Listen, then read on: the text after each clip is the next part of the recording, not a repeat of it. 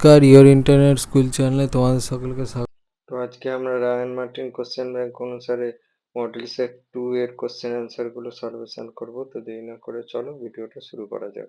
প্রথমে বলেছে 1 উষ্ণতা বাড়লে বায়ুর চাপ অপশান এ বাড়ে, অপশান বি কমে, অপশান সি একই থাকে, অপশান ডি কোনোটাই নয়। সঠিকটা হবে অপশান বি বাড়ে।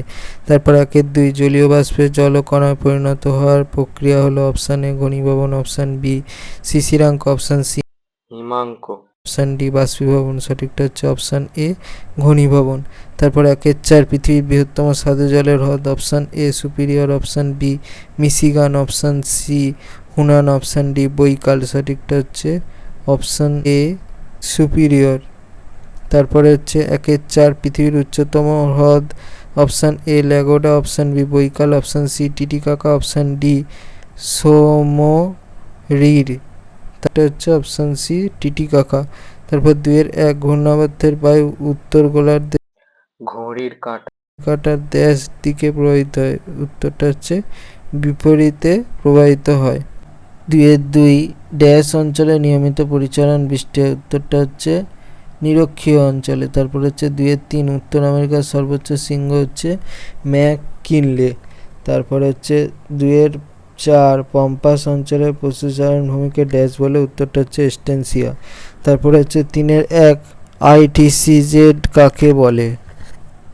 মকরীয় ও মকরীয় উচ্চচাপ বলয় থেকে যথাক্রমে উত্তর পূর্ব আয়নবায়ু ও দক্ষিণ পূর্ব আয়নবায়ু সারা বছর নিয়মিতভাবে নিরক্ষীয় নিম্নচাপ বলয়ের দিকে প্রবাহিত হয়ে পরস্পর মিলিত হয়। এই 2 বায়ুর মিলন অঞ্চলকে আন্তঃক্রান্তীয় অভিসরণ অঞ্চল বা আইটিসিজেড বলা হয়। তারপরে হচ্ছে 2 ক্যাটাবেটিক বায়ু কাকে বলে? পার্বত্য উপত্যকা অতি দ্রুত তাপ বিকিরণ করে শীতল ও ভারী হয়ে যায়, ফলে ভারতের ঢাল বেয়ে ওই ভারী উচ্চচাপের বায়ু নিচের দিকে নামতে থাকে, ফলে পর্বতের নিচের উষ্ণ বায়ু ওপরের দিকে চলে যেতে বাধ্য হয়।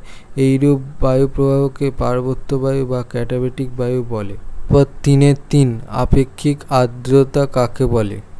নির্দিষ্টতায় নির্দিষ্ট আয়তনের বায়ুতে যে পরিমাণ জলীয় বাষ্প আছে এবং ওই একই উষ্ণতায় একই বায়ুকে সম্পৃক্ত করতে যে পরিমাণ জলীয় বাষ্পের প্রয়োজন হয় তার অনুপাতকে আপেক্ষিক আর্দ্রতা বলে। 3-4 মৃত্যু উপত্যকা কি? উত্তর আমেরিকার মধ্যভাগের পর্বতশ্রেণী সর্বদক্ষিণে ক্যালিফোর্নিয়ার সিয়েরা নেভেদার দক্ষিণ পূর্ব দিকে। উপত্যকাটি সমুদ্রপৃষ্ঠ থেকে প্রায় 90 মিটার উঁচু, ফলে এই উপত্যকায় প্রাপ্ত জলের পরিমাণ খুবই কম এবং এই জলের লবণতা অত্যন্ত বেশি হয়। জলে অধিক লবণতার কারণে কোনো জীব এখানে বেঁচে থাকতে পারে না। জীবধারণের পক্ষে প্রতিকূল এই গভীর উপত্যকাকে তাই মৃত্যু উপত্যকা বলা হয়। অঞ্চলটি উত্তর আমেরিকা মহাদেশের উষ্ণতম অর্থাৎ 56 ডিগ্রি সেলসিয়াস ও সমগ্র পশ্চিম গোলার্ধের সবচেয়ে নিম্নতম অঞ্চল। এখানে সোনা পাওয়া যায়। এই গুজবে বহু লোক সোনা সংগ্রহের উদ্দেশ্যে আসে এবং অত্যাধিক উষ্ণতা ও জলের অভাবের দরুন মারা যায়। 3-5 ফার শিল্প কাকে বলে? উত্তর আমেরিকা মহাদেশের কানাডিয়ান শিল্ড অঞ্চলের অন্তর্গত তুন্দ্রা জলবায়ু ও তৈগা বনভূমিতে বিচরণকারী দীর্ঘ লোমযুক্ত জন্তুর চামড়া থেকে যে শীতের পোশাক তৈরি হয় তাকে ফার শিল্প বলে। কানাডার ফার শিল্পকেন্দ্রগুলি হল Vancouver, Montreal, Toronto, flown, Winnipeg প্রভৃতি বিশেষ। উল্লেখযোগ্য।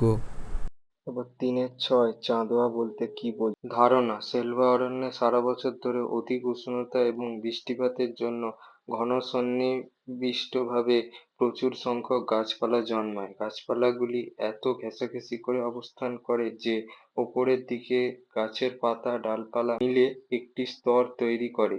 এই স্তর ভেদ করে সূর্যের আলো বনভূমির তলদেশে প্রবেশ করতে পারে না। এই স্তরটিকেই চাঁদোয়া বা ক্যানোপি বলা হয়।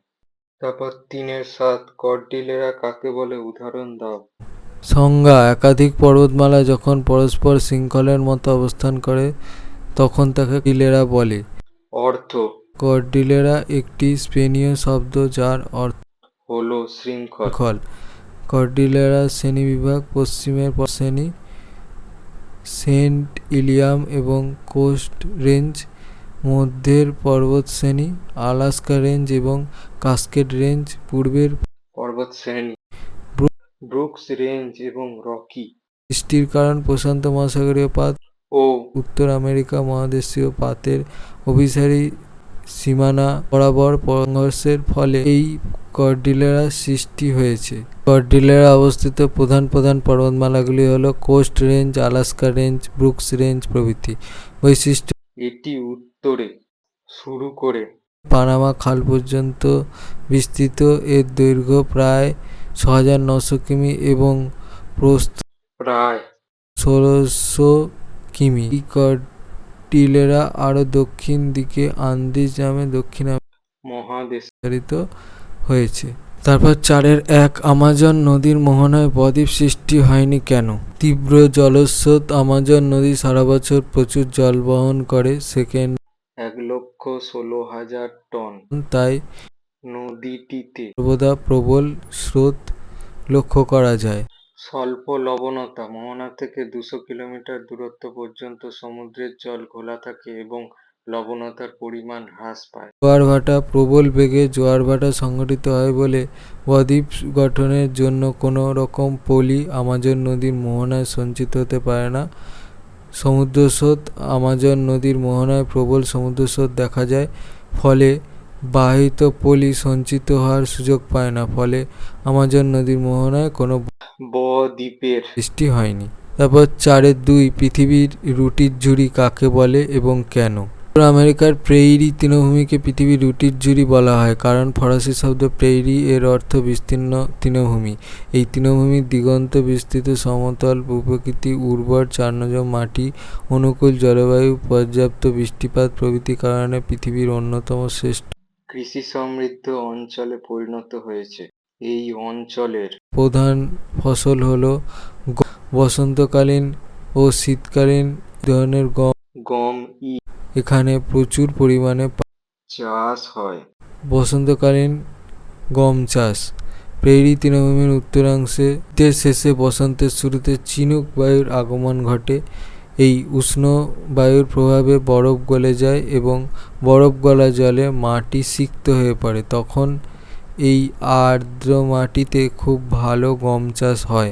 শীতকালীন গম চাষ: বসন্তকালীন গম বলয়ের যেখানে উষ্ণতা হিমাঙ্কের ওপরে থাকে সেখানে বরফমুক্ত ভূমিতে শীতকালে প্রচুর গম চাষ করা হয়। মোট কথা, এই দুই ঋতুতে প্রেইরি অঞ্চলে এত পরিমাণে গম উৎপন্ন হয় যে একে পৃথিবীর রুটির ঝুড়ি আখ্যা দেওয়া হয়েছে। 4-3 কোরিওলিস বল সম্বন্ধে যা জানো লেখো। কোরিওলিস বল পৃথিবীর আবর্তন গতির ফলে সৃষ্ট এক প্রকার বল। পৃথিবীর উপর কোনো গতিশীল বস্তুর দিকের বিক্ষেপ ঘটায় তাকে কোরিওলিস বল বলে। নামকরণ: বিজ্ঞানী জি.ডি. কোরিওলিস 1835 সালে সর্বপ্রথম এই বিক্ষেপ বলের কথা বলেন। তার নাম অনুসারে বলটিকে কোরিওলিস বল বলা হয়। বৈশিষ্ট্য: 1 এই বলের মান নিরক্ষরেখায় সব থেকে কম এবং মেরু সব থেকে বেশি। 2 এই বল গতির অভিমুখের সমকোণে কাজ বস্তুর গতিবেগ যত বাড়ে এই বিক্ষেপ বলও বাড়তে থাকে। এই গতিশীল বস্তুর দিক বিক্ষেপ করলেও গতিবেগের ওপর কোনো প্রভাব ফেলে না। প্রভাব: এর প্রভাবে বায়ুপ্রবাহ, সমুদ্রস্রোত প্রভৃতি উচ্চচাপ থেকে নিম্নচাপের দিকে চলাচলের সময় সোজা পথে প্রবাহিত না হয়ে উত্তর গোলার্ধের ডান দিকে এবং দক্ষিণ গোলার্ধে বাম দিকে যায়, যা ফ্রেলের সূত্র নামে পরিচিত। কোরিওলিস বল প্রভাব নিরক্ষরেখার সবচেয়ে কম 2 মেরুতে সর্বাধিক হয়। 4-4 শিশির ও কুয়াশা কি? শিশির সংজ্ঞা: শরৎ, হেমন্ত বা শীতের মেঘমুক্ত রাত্রিতে যখন বায়ুস্থিত জলীয় বাষ্প শীতল ভূপৃষ্ঠের সংস্পর্শে এসে দ্রুত ঘনীভূত হয়ে ছোট ছোট জলকণায় পরিণত হয় তখন তাকে শিশির বলে। স্থান: ঘাস, গাছের পাতা, খড়ের চালের ওপর শিশির জমা হয়। সৃষ্টির শর্ত: তাপমাত্রা শিশিরাঙ্কে পৌঁছতে হবে। মেঘমুক্ত দিনরাত্রি, স্থির বাতাস। সৃষ্টির পদ্ধতি মেঘমুক্ত রাত্রিতে ভূপৃষ্ঠ তাপ বিকিরণ করে শীতল হয়ে পড়ে বলে জলীয় বাষ্পপূর্ণ বায়ু তাড়াতাড়ি ঘনীভূত হয়ে বেশি মাত্রায় শিশির সঞ্চিত করে। তারপর কুয়াশা সংজ্ঞা: দীর্ঘ শীতল রাত্রি ও মেঘমুক্ত আকাশে ভূপৃষ্ঠ সংলগ্ন অঞ্চলে জলীয় বাষ্পপূর্ণ বায়ু শীতল ও ঘনীভূত হয়ে ধোঁয়ার ন্যায় ক্ষুদ্র ক্ষুদ্র জলকণারূপে বায়ুতে ভেসে বেড়ায়। একে কুয়াশা বলে। বৈশিষ্ট্য: শীতকালে জলাশয়ের ওপর বেশি কুয়াশা দেখা যায়। বেলা বাড়লে ভূপৃষ্ঠের উষ্ণতা বৃদ্ধি পাওয়ার সঙ্গে সঙ্গে কুয়াশা দূরীভূত হয়। তবে ভূপৃষ্ঠ বেশি শীতল হয়ে পড়লে কুয়াশা দীর্ঘক্ষণ স্থায়ী হয়। প্রভাব: কুয়াশার দৃশ্যমানতা কমিয়ে দেয়। কুয়াশা রেল, যানবাহন, বিমান চলাচলে সৃষ্টি করে। শহরাঞ্চলে কুয়াশা ধূলিকণার সঙ্গে যুক্ত হয়ে যে ধোঁয়াশার সৃষ্টি করে তা মানুষের স্বাস্থ্যের ওপর কুপ্রভাব বিস্তার করে। এর প্রভাবে মানুষের ফুসফুসে রোগ দেখা যায়। অতিরিক্ত কুয়াশার প্রভাবে ফসলের ক্ষতি হয়। পশ্চিমঘাট পর্বতের পশ্চিম ঢালে প্রচুর বৃষ্টিপাত হয়, কিন্তু পূর্ব ঢাল শুষ্ক থাকে কেন? ঘাট পর্বতের পশ্চিম ঢালে প্রচুর বৃষ্টিপাত হলেও পূর্ব ঢাল শুষ্ক হওয়ার কারণ আরব সাগরের ওপর দিয়ে আসা জলীয় বাষ্পপূর্ণ দক্ষিণ পশ্চিম মৌসুমী বায়ু সরাসরি এসে পশ্চিমঘাট পর্বতের পশ্চিম ঢালে বাধাপ্রাপ্ত হয়। এর ফলে পশ্চিমঘাট পর্বতের পশ্চিম ঢালে প্রতিবাদ ঢালে প্রচুর পরিমাণে শৈলক্ষেপ বৃষ্টিপাত হয়। অন্যদিকে এই পর্বত অতিক্রম করে বায়ু যখন পশ্চিমঘাট পর্বতের পূর্ব ঢালে বা অনুবাদ ঢালে পৌঁছায় তখন বায়ুতে জলীয় বাষ্পের পরিমাণ কমে যায়। তাছাড়া ওপর থেকে নিচে নামে বলে বায়ুর উষ্ণতাও বেড়ে যায়। এজন্য পশ্চিমঘাট পর্বতের পূর্ব ঢাল সহ দাক্ষিণাত্যের অভ্যন্তরভাগে এর বিস্তীর্ণ অঞ্চলে বৃষ্টিপাত খুব কম হয়, তাই সেখানে বৃষ্টিচ্ছায় অঞ্চল সৃষ্টি হয়েছে। 5.1 পৃথিবীর বায়ুচাপ বলয়ের সঙ্গে নিয়ত বায়ুপ্রবাহের সম্পর্ক ব্যাখ্যা করো। চাপ বলয়: চাপ বলয়ের সঙ্গে বায়ুপ্রবাহের ঘনিষ্ঠ সম্পর্ক রয়েছে। বায়ুচাপের পার্থক্যের জন্য বায়ু প্রবাহিত হয়। পৃথিবীতে 7টি নির্দিষ্ট বায়ুচাপ বলয় রয়েছে: নিরক্ষীয় নিম্নচাপ বলয়, কর্কটীয় উচ্চচাপ বলয়, মকরীয় উচ্চচাপ বলয়, সুমেরু বৃত্তপ্রদেশীয় নিম্নচাপ বলয়, কুমেরু বৃত্তপ্রদেশীয় নিম্নচাপ বলয়, সুমেরু বলয় ও কুমেরু উচ্চচাপ বলয়। নিয়ত বায়ু ভূপৃষ্ঠে স্থায়ী উচ্চচাপ বলয় থেকে স্থায়ী নিম্নচাপ বলয়ের দিকে সারা বছর ধরে নিয়মিতভাবে নির্দিষ্ট গতিতে এবং নির্দিষ্ট দিকে যে বায়ু প্রবাহিত হয় তাকে নিয়ত বায়ুপ্রবাহ বলে। নিয়ত বায়ুপ্রবাহের সঙ্গে বায়ুচাপ বলয়গুলির সম্পর্ক: আয়ন বায়ুর সঙ্গে বায়ুচাপ বলয়ের সম্পর্ক: উভয় গোলার্ধে ক্রান্তীয় উচ্চচাপ বলয় থেকে নিরক্ষীয় নিম্নচাপ বলয়ের দিকে অর্থাৎ 5 ডিগ্রি থেকে 25 ডিগ্রি অক্ষরেখার মধ্যে সারা বছর নির্দিষ্ট পথে আয়ন বায়ু প্রবাহিত হয়। ছবিটা দেখে নাও। ছবিটা কিন্তু পেন্সিলে আঁকতে হবে। প্রত্যেকটা মার্কিং অর্থাৎ চিহ্নিতকরণগুলো ঠিকঠাক করে করতে হবে। আর ছবিটা আঁকার পর নিচে লিখে দিতে হবে পৃথিবীর বায়ুচাপ বলয়ের সঙ্গে নিয়ত বায়ুর সম্পর্ক। এই বায়ু উত্তর গোলার্ধে কর্কটীয় উচ্চচাপ বলয় থেকে নিরক্ষীয় নিম্নচাপ বলয়ের দিকে প্রবাহিত হয় এবং পৃথিবীর আবর্তন জন্য ফ্রেলের সূত্রানুযায়ী এই বায়ু ডান দিকে বেঁকে উত্তর পূর্ব দিক থেকে উত্তর পূর্ব আয়ন বায়ু নামে ছুটে আসে। একইভাবে এই বায়ু দক্ষিণ গোলার্ধে মকরীয় উচ্চচাপ বলয় থেকে নিরক্ষীয় নিম্নচাপ বলয়ের দিকে প্রবাহিত হয় এবং ফ্রেলের সূত্রানুসারে বাম দিকে বেঁকে দক্ষিণ পূর্ব দিক থেকে দক্ষিণ পূর্ব আয়ন বায়ু নামে প্রবাহিত হয়।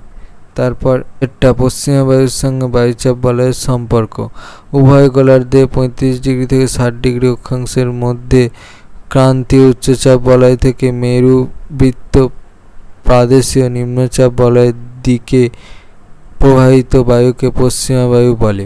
এই বায়ু উত্তর গোলার্ধে কর্কটীয় উচ্চচাপ বলয় থেকে সুমেরু বৃত্ত প্রাদেশীয় নিম্নচাপ বলয়ের দিকে প্রবাহিত হওয়ার সময় ফ্রেলের অনুসারে ডান দিকে বেঁকে দক্ষিণ পশ্চিম দিক থেকে দক্ষিণ পশ্চিম পশ্চিমা বায়ুরূপে প্রবাহিত হতে থাকে। দক্ষিণ গোলার্ধে মকরীয় উচ্চচাপ বলয় থেকে কুমেরু বৃত্ত প্রাদেশীয় নিম্নচাপ বলয়ের দিকে পশ্চিমা বায়ু প্রবাহিত হওয়ার সময় ফ্রেলের সূত্রানুসারে বাম দিকে বেঁকে উত্তর পশ্চিম দিক থেকে উত্তর পশ্চিম পশ্চিমা বায়ুরূপে প্রবাহিত হতে থাকে।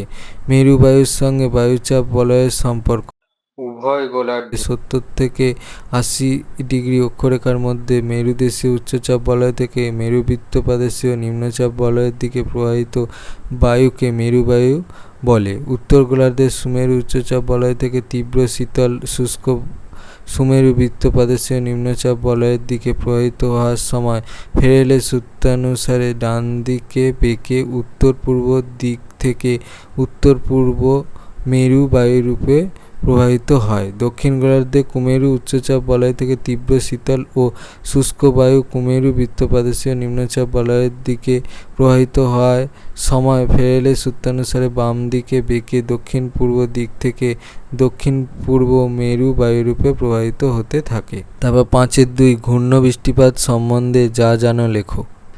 ঘূর্ণাবর্তের ফলে জলীয় বাষ্পপূর্ণ বায়ু ওপরে উঠে ঘনীভূত হয়ে যে বৃষ্টিপাত ঘটে তাকে ঘূর্ণ বৃষ্টিপাত বলে। সৃষ্টির সত্ত্ব বায়ুমণ্ডলে আর্দ্র উষ্ণ ও শুষ্ক শীতল বায়ুর সংঘাত বাতাসের ঘূর্ণন গতিবেগ ঘূর্ণ বৃষ্টিপাতের পরিবেশ তৈরি করে। পদ্ধতি: ঘূর্ণবৃষ্টি মূলত দুইভাবে সৃষ্টি হয়, যথা ক্রান্তীয় ঘূর্ণবৃষ্টি। ক্রান্তীয় অঞ্চলে স্বল্প পরিসর স্থানে হঠাৎ উষ্ণতা বেড়ে গেলে গভীর নিম্নচাপ কেন্দ্রের সৃষ্টি হয়। তখন চারদিকের উচ্চচাপ অঞ্চলে শীতল ও ভারী বাতাস ওই নিম্নচাপ কেন্দ্রের দিকে প্রবল বেগে ছুটে আসে এবং উষ্ণ হয়ে কুণ্ডলাকারে ঘুরতে ঘুরতে ওপরে ওঠে। এই ঊর্ধ্বগামী উষ্ণ আর্দ্র বায়ু শীতল ও ঘনীভূত হয়ে বজ্রবিদ্যুৎ সহ মুষলধারে বৃষ্টি ঘটায়। এর নাম ক্রান্তীয় ঘূর্ণবৃষ্টি। ছবিটা দেখে নাও, ছবিটা কিন্তু পেন্সিলে আঁকবে। 2013 সালে ঘূর্ণবাত ফাইলিনের প্রভাবে প্রচুর বৃষ্টি হয়েছে। নাতিশীতোষ্ণ ঘূর্ণবৃষ্টি: নাতিশীতোষ্ণ মণ্ডলের কোনো স্থানে নিম্নচাপ সৃষ্টি হলে মেরু অঞ্চল থেকে শীতল শুষ্ক বায়ু এবং ক্রান্তীয় অঞ্চল থেকে উষ্ণ আর্দ্র বায়ু ওই নিম্নচাপের দিকে উঠে এসে দুই বায়ু পরস্পরের মুখোমুখি হলে তাদের মধ্যে আলোড়নের সৃষ্টি হয়। তখন উষ্ণ বায়ু হালকা হয়, ভারী শীতল বায়ুর ওপর ধীরে ধীরে উঠে যায় এবং উষ্ণ বায়ুস্থিত জলীয় বাষ্প শীতল ও ঘনীভূত হয়ে বৃষ্টিপাত ঘটায়। এই বৃষ্টি নাতিশীতোষ্ণ ঘূর্ণবৃষ্টি নামে পরিচিত। মূলত নিম্বস্ট্র্যাটাস ও অল্টোস্ট্র্যাটাস মেঘকে ঝিরঝির করে বহুক্ষণ এই ঘূর্ণবৃষ্টি হয়। উদাহরণ: সাধারণত শীতকালে নাতিশীতোষ্ণ মণ্ডলের দেশগুলোতে এই বৃষ্টি দেখা যায়। ছবিটা দেখে নাও, ছবিটা কিন্তু পেন্সিলে আঁকবে। এবার 5.3 হ্রদ অঞ্চল কৃষি ও শিল্পে উন্নত কেন? হ্রদ অঞ্চল কৃষিকাজে উন্নত ব্যাখ্যা: হ্রদ অঞ্চল উত্তর আমেরিকার অন্যতম কৃষি উন্নত অঞ্চল। এর কারণগুলি হল: ভূমি: এখানকার বিস্তীর্ণ তরঙ্গায়িত সমতল ভূমি কৃষিকাজের পক্ষে উপযুক্ত। জলবায়ু: পরিমিত বৃষ্টিপাত ও উষ্ণতাযুক্ত নাতিশীতোষ্ণ আর্দ্র জলবায়ু গম, যব, ভুট্টা প্রভৃতি ফসল উৎপাদনের পক্ষে বিশেষ উপযোগী। মাটি: এখানকার উর্বর চার্ণোজম মাটি কৃষিকাজের পক্ষে আদর্শ। জলসেচ: হ্রদগুলি থেকে কৃষির প্রয়োজনীয় জল জলসেচের মাধ্যমে সহজেই পাওয়া যায়। শস্যাবর্তন: একই জমিতে বারবার একই ফসল চাষ না করে পর্যায়ক্রমে বিভিন্ন ফসল চাষ করার ফলে একদিকে যেমন জমির উর্বরতা বজায় থাকে, তেমনি অপরদিকে উৎপাদনও বেশি হয়। আধুনিক কৃষি ব্যবস্থার যন্ত্রপাতি ও রাসায়নিক সারের মাধ্যমে আধুনিক পদ্ধতিতে কৃষিকাজ করা হয়। এমনকি মিশ্র কৃষির ও ফসল চাষ এবং পশুপালন ব্যাপক প্রচলন দেখা যায়। চাহিদা: জনবহুল অঞ্চল হওয়ায় হ্রদ অঞ্চলে কৃষিজ ফসলের ব্যাপক চাহিদা রয়েছে। তাছাড়া পশুখাদ্য হিসেবে ভুট্টার চাহিদা ব্যাপক।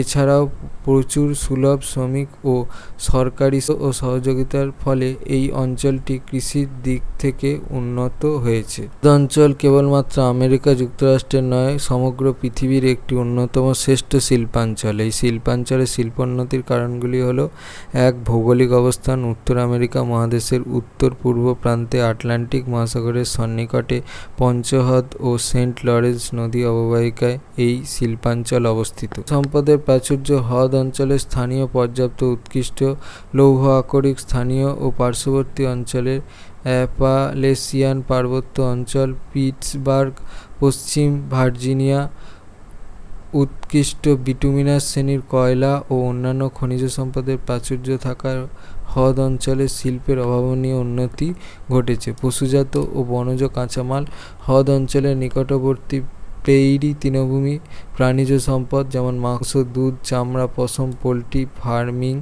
এবং নিকটবর্তী সরলবর্গীয় বনভূমির উৎকৃষ্ট নরম কাঠসহ বিভিন্ন বনজ সম্পদ হ্রদ অঞ্চলের শিল্পোন্নতিতে বিশেষ সহায়তা করেছে।